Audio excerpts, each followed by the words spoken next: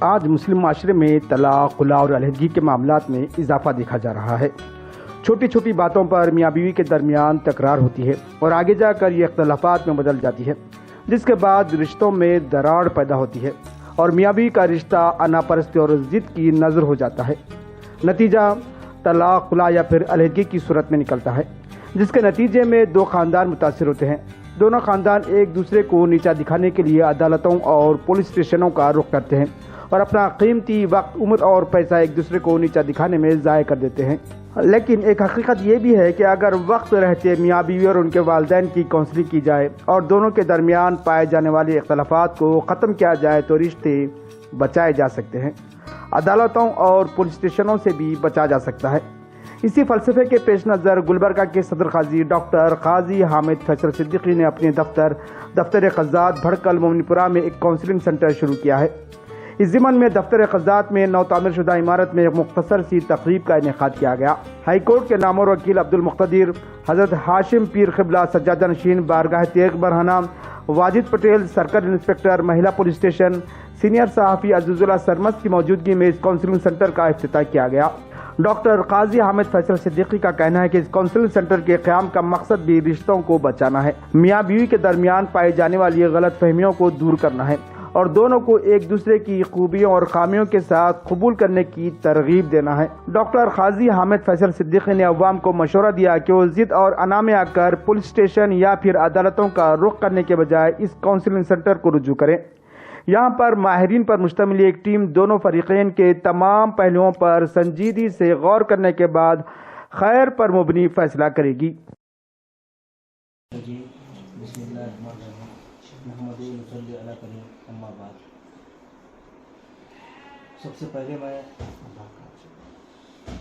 اللہ تعالیٰ کا شکر ادا کرتا ہوں اور ساتھ ساتھ پاک مدینہ حضرت محمد مصطفیٰ صلی اللہ علیہ وسلم کے فتح طفیل میرے جد امجد حضرت عبدالقادر صدیقی، جس کو حضرت ہمارے حضرت اورنگزیب عالمگیر نے منصب خزائن سونپا تھا۔ الحمدللہ 300 سال سے زیادہ عرصہ سے یہ سلسلہ چلتا آ رہا ہے۔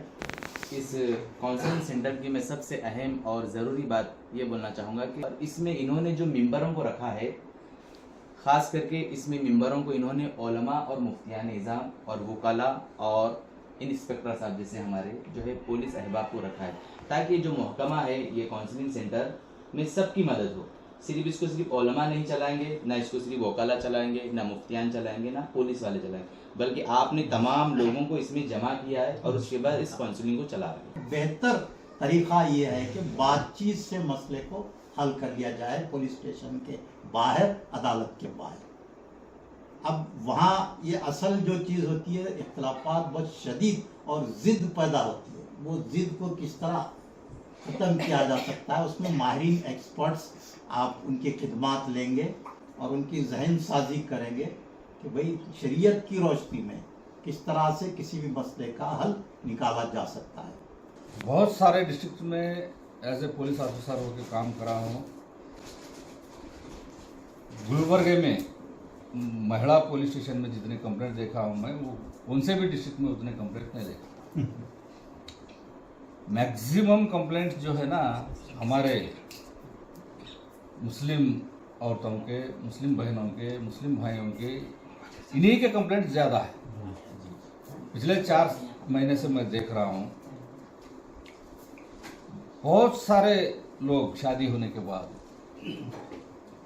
1 مہینہ، 2 مہینے، 4 مہینے، 6 مہینے، سال کے اندر کئی لوگ جو ہے سو یعنی وہ شوہر کے اوپر کرمنل کیس داخل کرنے کے راستے میں جو ہے سو بے چین رہتے ہیں۔ کئی لوگ ڈائیورس کے راستے میں بے چین رہتے ہیں۔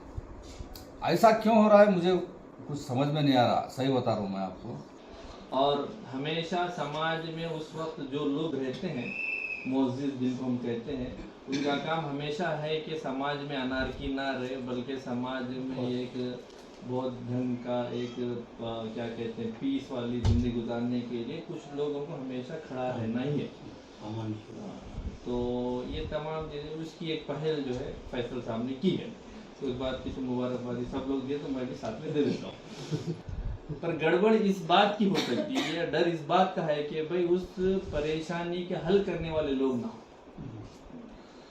तो जैसे मतलब उसके बहुत सारे इस्तिलाहात हैं, पुरानी इस्तिलाहात भी हैं, तुम खैरा की तरह, इस तरह की जितनी भी बातें हैं।